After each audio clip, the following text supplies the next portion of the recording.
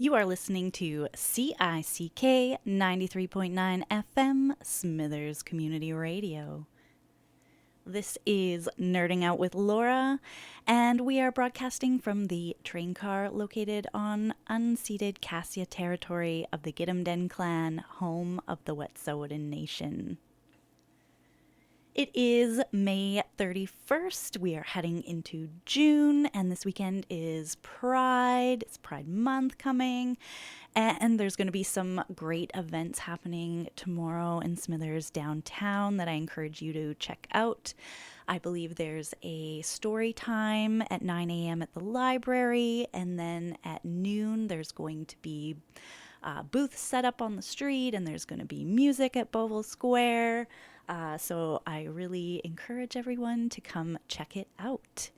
And in honor of this weekend, I'm going to do a queer-themed episode today. We're going to talk about some fantastically gay animals. Woohoo! Last year, I did an episode on queer representation in science, so you can check that out on smithersradio.com. You just go to the schedule, click on Nerding Out with Laura, and all of my past episodes are uploaded there for you to enjoy. So when you think of gay, queer, homosexual behaviors in nature, you may have never heard of such a thing. Or maybe you recall some male penguins that were raising an egg together. I believe there was a book about that for kids many years back. Maybe you've heard a song inspired by lesbian seagulls living off the California coast. So let me tell you some stories, some ecology, some science, some oppression and suppression stories. And but first, let's listen to a song, the Lesbian Seagull Song by Tom Wilson. Enjoy. She flies so gracefully over rocks, trees, and sand, soaring over cliffs and gently floating down to land. She proudly lifts her voice to sound the mating call, and soon her mate responds by singing, caw, caw, caw. Come with me, lesbian seagull, settle down and rest with me. Fly with me, lesbian seagull, to my little nest by the sea. With me, that's where you belong. With me, I know I can be strong as long as you're with me. She skims the water at their mealtime to seek a fish, and she emerges with one squirming in her beak. She plays among the waves and hides between the swells. She walks the beach at twilight, searching for some shells. Come with me, lesbian seagull, settle down and rest with me. Fly with me, lesbian seagull, to my little nest by the sea. With me, that's where you belong. With me, I know I can be strong as long as you're with me. And in the evening, as they watch the setting sun, she looks at her as if to say the day is done. It's time to find their shelter hidden in the dunes, and fall asleep amidst the music of the loons. Come with me, lesbian seagull. Settle down and rest with me. Fly with me, lesbian seagull, to my little nest by the sea. With me, that's where you belong. With me, I know I can be strong as long as you're with me. You and me, lesbian seagull, we'll just watch the world go by. Just you and me, lesbian seagull. Side by side we'll be till we die. You and I, we can make it if we try. Our love will keep us flying high until we die.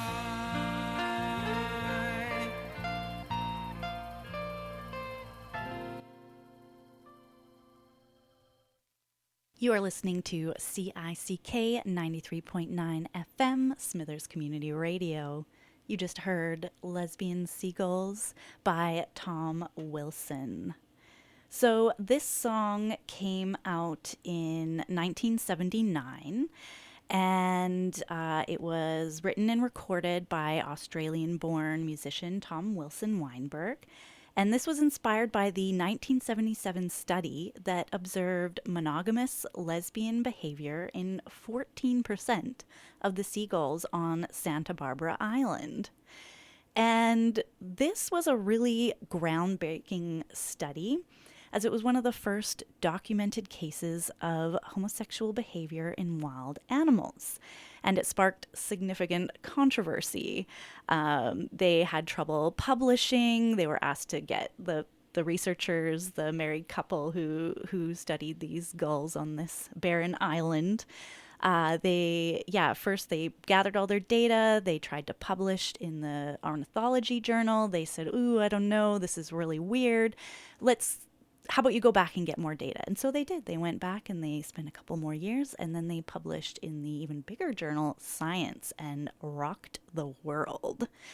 Some funding was temporarily cut from science organizations by conservative groups who argued that homosexuality was unnatural and not found in nature.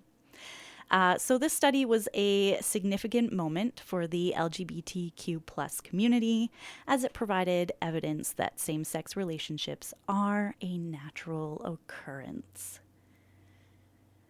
And I'm going to bring up a new term, at least a new to me. Maybe it's not new to you, which case, congratulations. But it's queer ecology.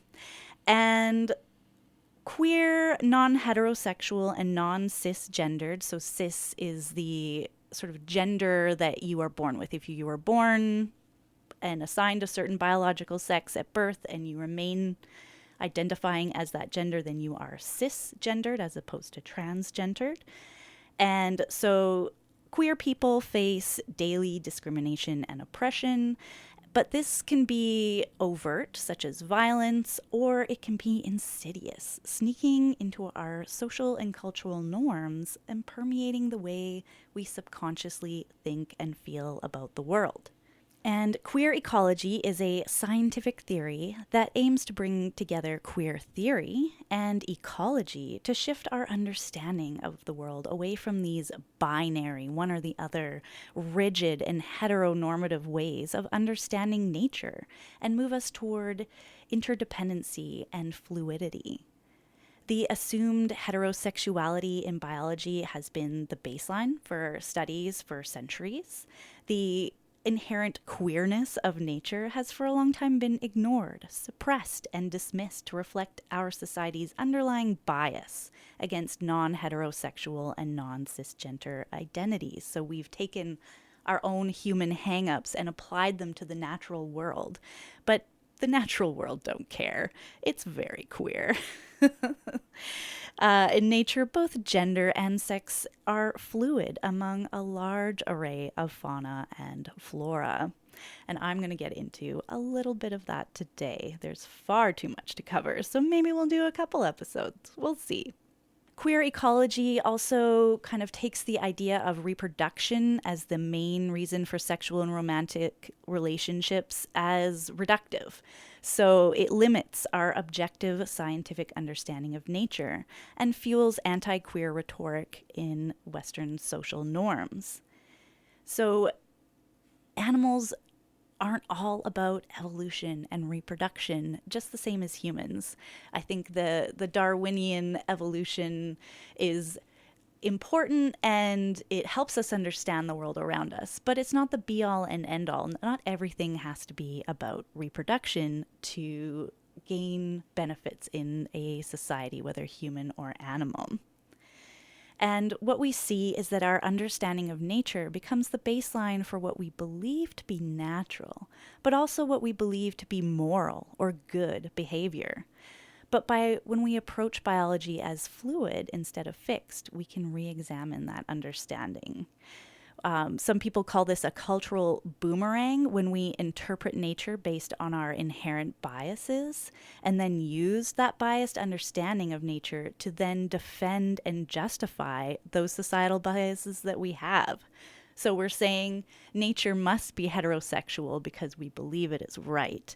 And then we only see that behavior. We ignore that other behaviors in animals. And then we use that as justification for our original statement. It's not a very scientific way of being. So, in queer ecology, in practice, it means changing our language and our scientific theories to reflect the true nature of nature. When we rid ourselves of rigid oppressive thought processes and create awareness and understanding that queerness is a natural part of nature and human behavior, it's not an anomaly, but it's a natural way of existing. So, how did this start? Let's go way back, the Middle Ages, I believe 13th century. Thomas Aquinas was a priest and philosopher who really championed the idea that, as he called it, unisexual love, which that they used instead of homosexual, as unnatural and a crime against nature. And this really became a popular stance. Before that, with the Bible and everything, there was some looking down upon gayness, but it wasn't really a big legal standpoint. But after that point, it started showing up in laws and prosecuted. So the oppression really ramped up with that idea that queerness is not natural. And before that, like way back in Aristotle times, he observed pigeons that had same sex pairs. There was record of nature being quite queer. But then after that 13th century, we saw all the records of queer behavior in nature just disappear. Like nobody observed anything. Strange. I guess it just didn't exist, perhaps, or it just wasn't written down. And it wasn't until this 1977 study of seagulls that this idea was really challenged. And I want to do a shout out. I'm getting a lot of my information in this section here from a couple of different podcasts that I listen to kind of get ready for this topic. One of them is You're Wrong About. That's the title, You Were Wrong About. And they did an episode last Pride that's called Lesbian Seagulls. It's really good. And they also had the host from Radio Lab who did an episode just called Seagulls, where they actually interviewed the Hunts who had done the seagull study originally. So please check those out if you want to hear a little bit more of that discussion. And I'm going to take some notes from them, and then also a book that was recommended, a whopping 900-page book that's fascinating. I just started reading yesterday, so I'm not going to get into all 900 pages, but it's called Biological Exuberance. It came out in 1999, and it's about animal homosexuality and natural diversity. It was written by Bruce Bagamill. And what he did is look at for the few scant scientific records of homosexual or queerness in nature that had been published, and then also just like cold called a bunch of biologists and asked them, hey, did you ever observe this but never publish it or never write it down, or was it refused? You can go back and look at the original manuscripts for many scientific publications where the queer observations were just crossed out and thought too odd, and we won't publish that, or the scientists' notes contain observations of queerness. One researcher even wrote his notes in Greek because he was worried about scandalizing his young research assistants with the gayness that he was observing in sheep. Because he wouldn't dare publish it, but he did want to take thorough notes, so he wrote them in Greek. He was not Greek, and to try and obscure that so nobody else could see. And so there are some different ways that this information can be left out of the scientific record. And one of those podcasts termed it the taxonomy of suppression, which I love that, or taxonomy, I should pronounce that correctly. So first we have the Noah's Ark bias, as they called it. So most animals out there look the same, whether you're male or female, just from first glance. So that's called sexual monomorphism. So if you look at Canada geese, you can't tell which ones are female or male just from a first glance. Same with the seagulls. They actually had to dissect one of their first mating pairs to realize that they were both female. And so if it's not obvious, say with like lions are sexually dimorphic, so the males have the big mane, or a lot of bird species do have that sexual dimorphism where it's really easy to see, oh, that one's a male, that one's a female, oh look, they're mating together, okay, I see a heterosexual mating. But in pairs that are monomorphic, they both look the same, someone who assumes that queerness is not part of nature would see two animals engaging in a relationship and think, oh, they must be a male-female pair, when in fact they were not. They were either male-male or female-female, or even all sorts of other things that I'll get into. So that's the first one, just assuming that what we see is heterosexual when it may not be. The second is self-suppression. So like I said about the researcher who wrote his notes in Greek because he knew that it was or thought it was too scandalous. So they observe queerness in nature, but they don't report it or they don't publish it because they don't want to ruin their career. Like those seagull scientists got a lot of flack, a lot of pushback, and were in the media spotlight, which they probably didn't enjoy because of this study. So someone may observe it and think, well, I don't want to stir that up, so I'm just going to keep it a secret. Or they may feel like, this is a funny example. There was this 60s wild sheep researcher who later in life confessed that he found as many as 8% of the males in the populations he was studying would only mate with other males. So they were quite homosexual. But he didn't want to publish it because he thought he would defile the reputation of the majestic sheep if he published such a terrible thing in his mind. So that's self-suppression. Then there's overt suppression. So back in 1911, we're going back to our penguins here, there was a scientist who found that the penguins he was studying were quite gay, were quite queer. They had many same-sex couples. This person tried to publish this, and the scientific society forced him to cut it out. And the original manuscript is on record with that section crossed out. Because they thought that was too scandalous. We can't print that. Even in the 1980s, there was orca research that found they were quite queer, and that got redacted from the journals that it was published in. So it's not just back in the early 1900s. It's only, a couple decades ago where people thought, oh, let's just cut that out. And the fourth one, which I think is very insidious and also kind of hilarious, is using language to report on queerness but still label it unnatural.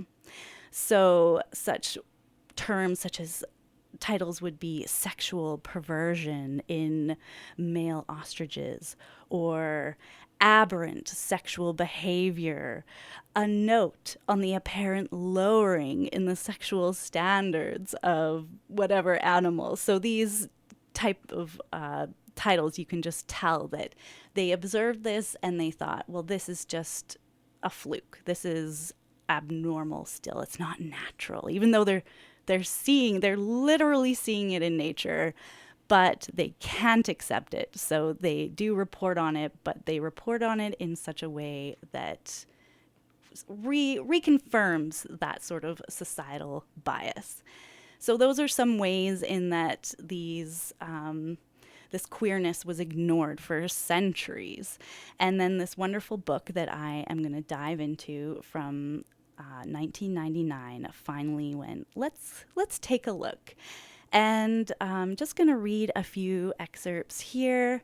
But first, let's do a song. I have the Junos Awards. So CBC Music has a blog, and they just posted a celebrating Pride Month with Canada's diverse 2S LGBTQ plus artists.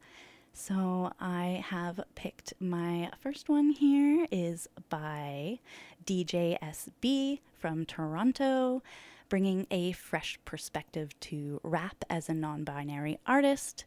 And so this is called Throw That Back. I hope you enjoy. Man, this shit getting too easy. But yo, I got a question. What do you deserve? What do you deserve from me?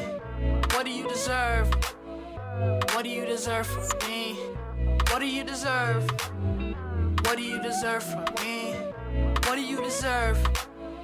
Not a goddamn thing. Throw that pitch, dog, and watch me swing. Don't bench me or try to box me in. I don't need you, I got these ends. Just sit back there and watch me win. They try so hard to make me mad. I stay in love and in my bag. All this cash fall right in my lap. It make me feel like life ain't bad, but I know better than that. That nigga's trash, stop letting them rap. I stay up late night, where let them in that. Match stripes on the cloth, this is veteran rap. I pay dues when needed. Ain't no money in the game, I already know you fools ain't eating. And you ain't on my level, so I know that's fact. My girl like an old record, how she throw that back? Throw that back, throw that back. I said, throw that back. My girl like an old record, how she throw that back? Hey, throw that back, throw that back. I said, throw that back. My girl like an old record, how she throw that back? Tryna find a love like BEP. Load the track up on the CDG. Tryna say I'm too big for shorts. Bitch ass nigga finna see these knees. Tryna trade me off like I'm CP3, cause they don't wanna see me ballin' on the TV screen. She wrestling the thoughts of me or him. I'll give her man crush Monday a DDT. I just want a crib where they think I can't afford it. Neighbors get mad when they see me in the morning. When I heard your record, I was sleepy, I was snoring. You gon' be mad when you see me in the foreign. Y'all ain't humble, tryna save face. Career treadmill, just running in place. I don't know how, but I gotta get paid, and she gotta get paid. So I'm in the strip club like, hey, throw that back, throw that back. I said, throw that back. My girl like an old record, how she throw that back? Hey, throw that back, throw that back. I said, throw that back. My girl like an old record, how she throw that back? Yeah, throw that back, throw that back. I said, throw that back. My girl like an old record, how she throw that back? Yeah, throw that back, throw that back. I said, throw that back. My girl like an old record, how she throw that back? Yeah.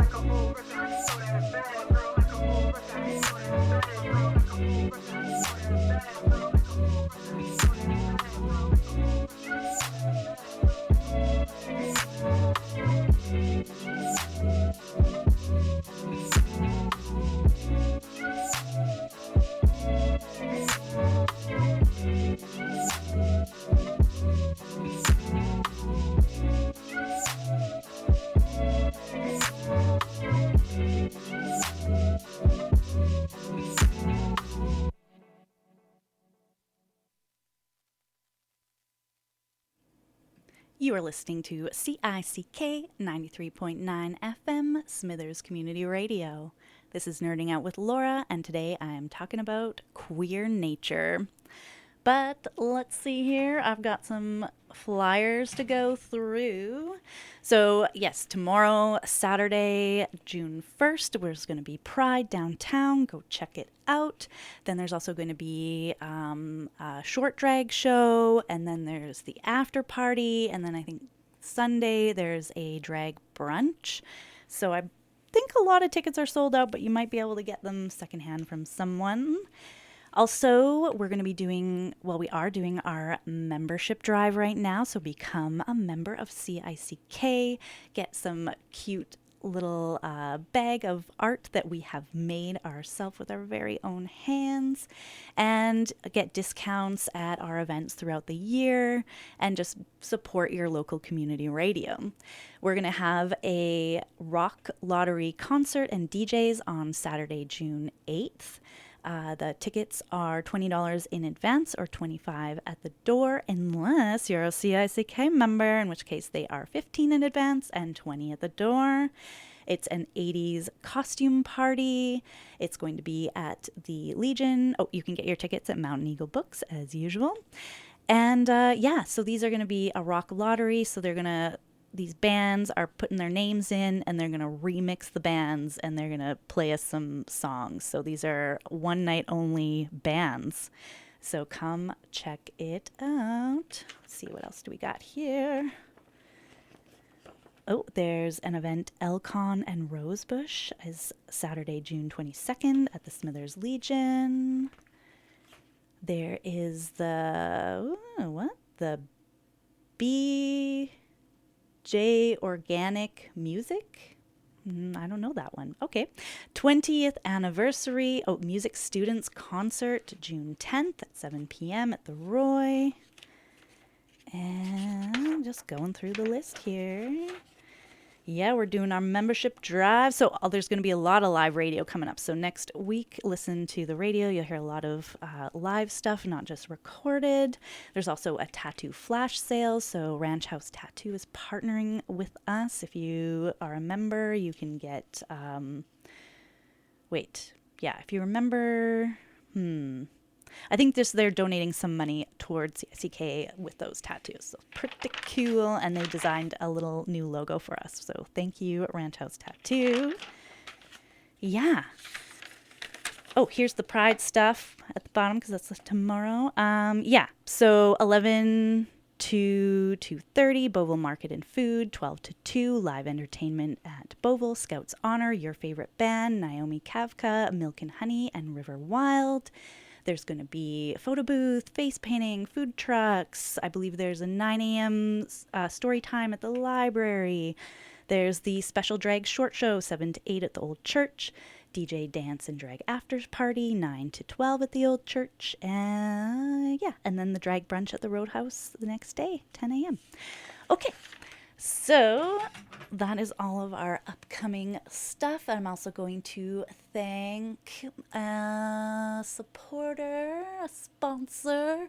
Let's go for Babine Animal Hospital. We're talking about animals. We love animals, and they take care of our very special animals that are in our families. So thank you, Babine Animal Hospital, located on Railway.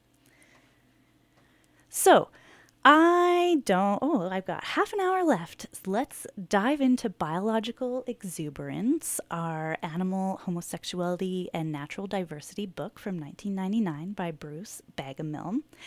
This book covers examples of homosexual behavior or transgender that have been scientifically documented, including published reports in scientific journals and monographs and or first-hand observations by zoologists, wildlife biologists, and other trained animal observers, corroborated by multiple sources whenever possible. I'm going to make a note that language is always loaded. No matter how much we try to be objective, there's a lot of connotations that come with it. So this book is back in 2000. I don't see the word queer. I don't believe it was as popular back then. I prefer to use queer. This author notes that They did not choose labels such as gay or lesbian because those are especially burdened with human connotations, both cultural, psychological, historical, and or political, and may not be regarded as appropriate designations for animals. They also point out that the term homosexual is also not devoid of anthropomorphism. It too is a culture specific historical construction with very particular human connotations. And in fact, a wide variety of terms used routinely in zoological literature, such as courtship, parenting, monogamy, adoption, consortship. All of these carry that same baggage. So we are going to try to use terms that are as neutral as possible. I prefer queer. This book mainly uses homosexual. And hopefully we can be a little more objective in that at least. And I'm basically going to be just diving into chapter 1. As I said, this is a 900-page book, which chapter 1 presents a broad overview of animal homosexuality and transgenderness, exploring the full range of behaviors and phenomena. And it also goes more into comparisons of humans and animals in chapter 2, the history of the study in chapter 3. Chapter 4 I'm very interested in, but I don't have time for, which is explaining away animal homosexuality, which examines the many attempts to interpret and determine the function or cause of animal homosexuality, which is a bit of a failure. I do touch on that a little bit later. This book is ultimately a meditation on the nature of life itself and a celebration of its paradoxes and pluralities. As such, the book seeks not only to convey the facts about animal behavior, but perhaps as importantly, to capture something of their poetry as well. The beauty and mystery of nature can be found in many forms, and one particular form of natural beauty is the diversity of sexuality and gender expression throughout the world. The world is indeed teeming with homosexual, bisexual, and transgendered creatures of every stripe and feather, from the southeastern blueberry bee of the United States to more than 130 different bird species. The birds and the bees are literally queer. For most people, when we say homosexuality, that means one thing: sex. While it's true that animals of the same gender often interact sexually with each other, this is only one aspect of same-sex expression. The full range of homosexual activity found in the animal world can be organized into 5 major behavioral categories: courtship, affection, sex, pair bonding, and parenting. Now, I'm going to note that I have to try to keep this fairly PG, but we are talking a bit about sex, and we're doing it more in a scientific as nature way. But just to let you know, maybe some awkward questions might come up if your kids are listening. I do encourage them to listen, but be prepared. So let's start with courtship. To attract the attention and interest of a potential partner, animals often perform a series of stylized movements and behaviors prior to mating, sometimes in the form of complex visual or vocal displays, and this is known as courtship behavior. And it usually indicates that one animal is advertising his or her presence to prospective mates or is sexually interested in another individual. If the interest is mutual, this may lead to mating or other activity and possibly pair bonding, especially in birds. Birds are quite fond of bonding monogamously, but not all animals or all birds are doing such things. Some animals also use special courtship behaviors to conclude as well as initiate sexual activity or to reinforce those pair bonds. It's a common feature of heterosexual but also homosexual interactions. In most species, the same courtship behaviors are used in both homosexual and heterosexual interactions. Sometimes, though, it can be the same-sex courtship involves only a subset of the movements and behaviors that are found in the opposite sex displays. For example, Canada geese, they court each other both heterosexually and homosexually, but they only perform the neck dipping ritual when it's a same sex courtship, as opposed to a opposite sex courtship. They do a special posture at the end of this neck dipping. So if you look at Canada geese, it's kind of hard to tell which are male and female, but if you're watching, you know, their courtship dance, you may notice that some of them do a neck dip and then a special final pose, and some of them might just do some neck dipping, in which case you can tell, oh, those are some same-sex couples there. But also very interesting are those creatures that have a special courtship pattern found only in homosexual interactions. For example, male ostriches will perform a unique pirouette dance only when courting other males, and that sounds awesome. I'm going to have to look that up. I love birds dancing. So that is courtship. Then there is pair bonding. So wild animals often form significant pair bonds with animals of the same sex. This homosexual pair bonding takes many different forms, but two broad categories can be recognized. Partners, who engage in sexual or courtship activities with each other, and companions, who are bonded to each other but do not necessarily engage in overt sexual activity with one another. So an example of a partnership is a mated pair, two individuals who are strongly bonded to one another in a way that is equivalent to heterosexually paired animals of the same species. Partners engage directly in courtship, sexual, and/or parenting behaviors, and they spend a significant amount of time with each other, doing similar activities. Some animals, while not necessarily forming same-sex bonds, do have a preferred or favorite sexual and affectionate partner with whom they tend to interact with more often than others. This is true with bonobos, gorillas, and killer whales, among others. So that is the partnership, the mated pair. And then there's companionship, where two animals of the same sex may bond with each other, often spending most of their time together exclusive of the opposite sex, but they do not necessarily engage in recognizable courtship or sexual activities with each other. For example, older African elephant bulls sometimes form long-lasting associations with a younger attendant male.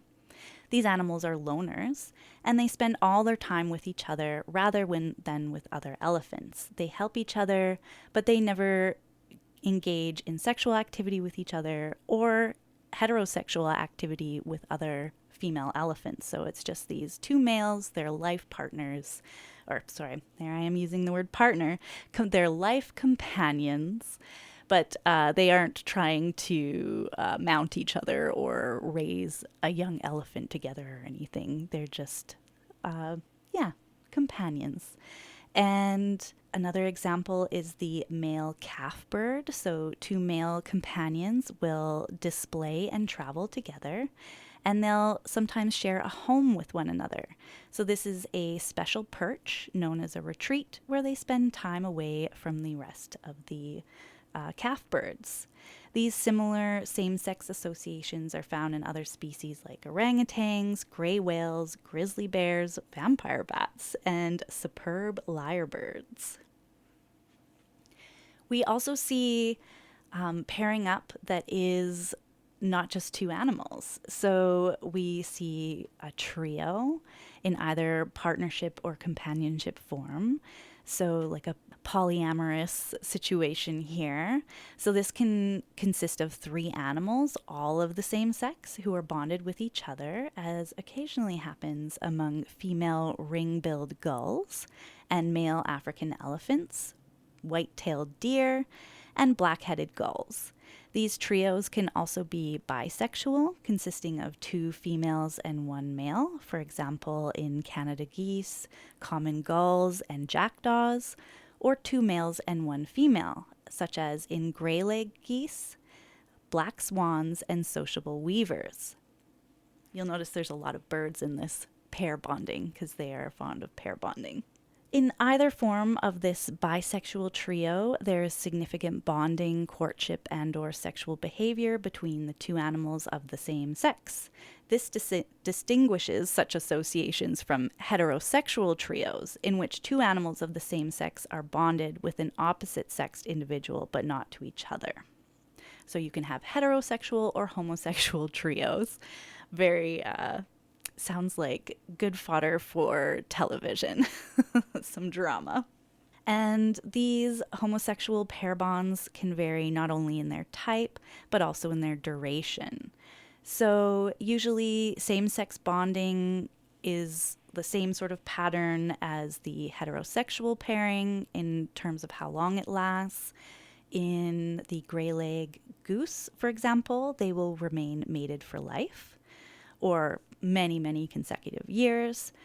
And the male pairs are also the generally long lasting or lifelong. Whereas in bison, tending bonds between two males usually last only a few days or hours in both heterosexual, so these bonds between bison last only a few days or hours in both heterosexual and homosexual situations. So, long term pair bonding can involve continuous association throughout the year or seasonal association. So, there's several species of gulls in which females repair with the same female only during mating season, just as the male and females would pair up only during mating season. And in some species, the homosexual pairs are of a shorter duration than the heterosexual. Let's go with queer pairs may also be of shorter duration than heterosexual ones in some species. The black-headed gull male couples, for example, appear to be more prone to divorce than heterosexual ones. However, in many cases, these queer pairings, particularly companionships, exceed heterosexual ones in their stability and duration. So, for example, among lions and elephants, the bond between male companions is closer and longer lasting than any heterosexual bonds, which are usually virtually non existent beyond mating, while mated gander pairs in gray leg geese are often more strongly bonded than heterosexual pairs. In a number of animals, the only pair bonds that occur are homosexual, not heterosexual. So, male bottlenose dolphins, for example, will form lifelong partnerships with each other, while males and females in this species do not generally pair bond with another at all. Other animals with same sex but not opposite sex pairings, often in the form of companionships, include musk oxen, wapiti, white-tailed deer, warthogs, cheetahs, eastern gray kangaroos, red squirrels, and calf birds.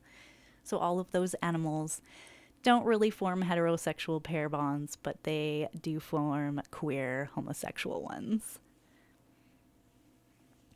Well, I'm going to play one more song and then we'll go into some of our other behaviors such as affection and parenting in queer nature.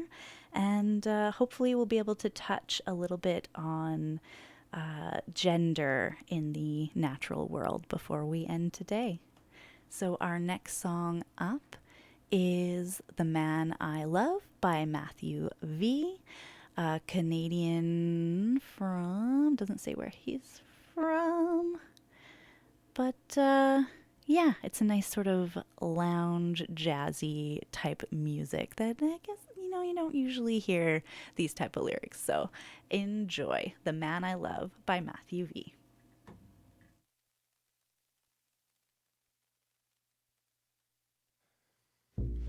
Someday you'll come along, the man I love. He'll be big and strong, the man I love. And when he comes my way, I'll do my best to make him stay. Hey. He'll look at me and smile. I understand.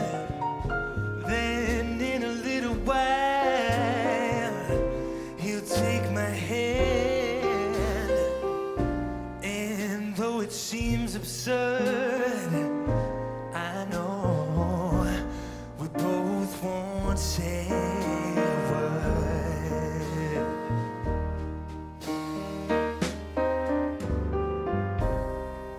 Maybe I shall meet him someday, maybe Monday,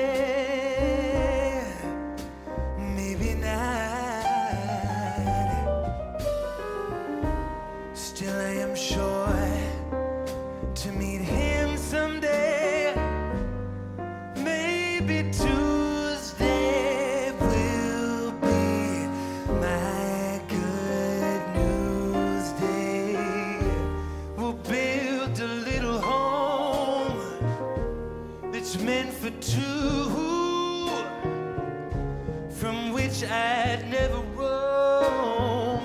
Who would you?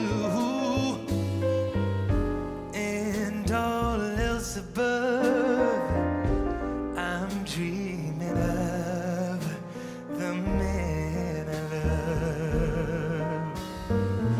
Ooh,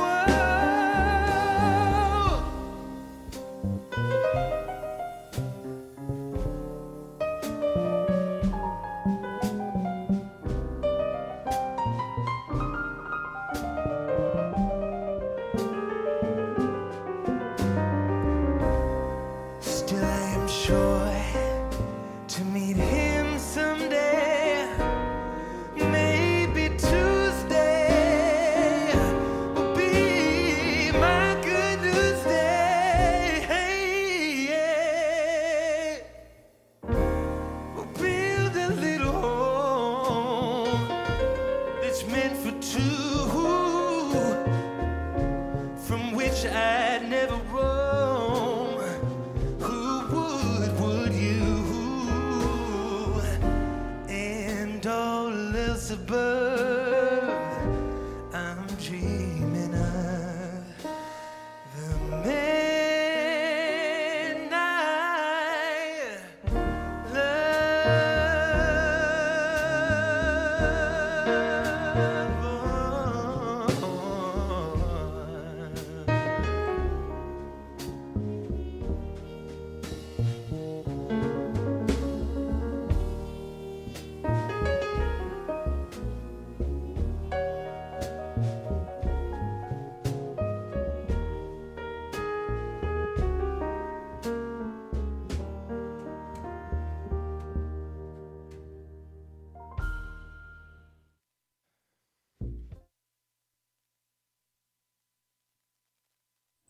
You are listening to Nerding Out with Laura on CICK 93.9 FM, Smithers Community Radio. And we are talking about queer ecology, looking at queerness in nature. So we left off with pair bonds, and the next category is affectionate behaviors. So many animals of the same sex will touch each other in ways that are not overtly sexual, such as grooming, embracing, kissing, play fighting, but these nevertheless have clear sexual or erotic overtones. For example, male lions will head rub and roll around with each other before having sex together. In stump-tail and bonnet macaques, a pair of males often sleep together in a front-to-back position, so they spoon, with one male wrapping his arms around the other and even sometimes holding onto his partner's penis. A similar sleeping arrangement occurs in male walruses, who often sleep in same-sex pairs or even extended chains of males, all clasping each other in a front-to-back position as they float at the water's surface. And beyond sex, there is parenting. So same-sex pairs in many species, especially birds, will raise young together. Not only are these competent parents, but these queer pairs sometimes actually will exceed heterosexual ones in the number of eggs they lay, the size of their nests, or the skill and extent of their parenting.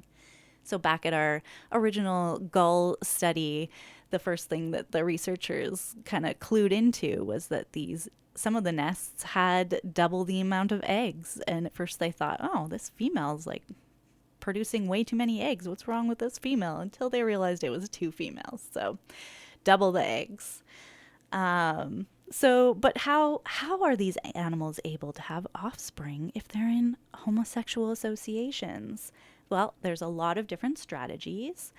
One common parenting arrangement is in the gull, especially, or in tern and goose species. One or both female partners will copulate with a male to fertilize her eggs, but they do not bond or associate with that male beyond that coupling. And then they have the fertilized eggs to raise with their female partner. Or in the opposite, with black swans, the established male homosexual pairs will sometimes temporarily associate with a female, mating with her to father their own offspring. And once those eggs are laid, then the female leaves and the male raises them. So very cute sounding instances of parenting. Sometimes they will raise young where they're not the biological parents. They'll adopt. So, for example, two female northern elephant seals will occasionally adopt and co-parent an orphaned pup. Male hooded warblers and black-headed gulls may adopt eggs or entire nests that have been abandoned by females, and even pairs of male cheetahs occasionally look after lost cubs. And I just love that. I want a documentary on the using those human terms again. I guess they're all, but I want to see those two male cheetahs adopting a lost cub and raising it. And, often there are alternative family arrangements. There don't have to be just two parents. They can be a group of several males or females living together. There are gorillas. The babies will grow up in mixed sex polygamous groups where their mothers may have lesbian interactions with each other, while woodpeckers will live and raise their young in communal breeding groups where many, if not all, of those group members engage in courtship and sexual activities with one another, which are both same sex and opposite sex. And so lots of different families out there. There's all the colors of the rainbow. And I want to talk a bit more about just the proportion of queerness in nature. So with this book, they were estimating that the proportion of animal species exhibiting these homosexual behaviors comes in at about 15 to 30%. So that's a significant chunk. But the percentage is probably higher than that. And I imagine there's been more publications in the last 24 years. But even percentage we're at now in 2024 is probably still low because it's so easy to misbehavior. So if you think about heterosexual mating, a behavior that is known to occur in all mammals and birds, it has to, or the species will not continue. And it has to happen with great regularity, right? But for many species, we have never seen this happen. So despite literally thousands of hours of observations made by biologists over many years in the West Indies, Hawaii, and elsewhere, the actual copulation in humpback whales was yet to be observed. So we know that humpback whales must have heterosexual sex with each other to create their babies, but no biologists ever saw it happen. And so you could take that to mean that it doesn't happen, but we know it must. So what I'm saying is there's probably a lot of queerness that we just don't observe because, we can't attach a camera to these animals. Well, I guess we can now, but it's even hard to tell, right? Sometimes it happens so quick.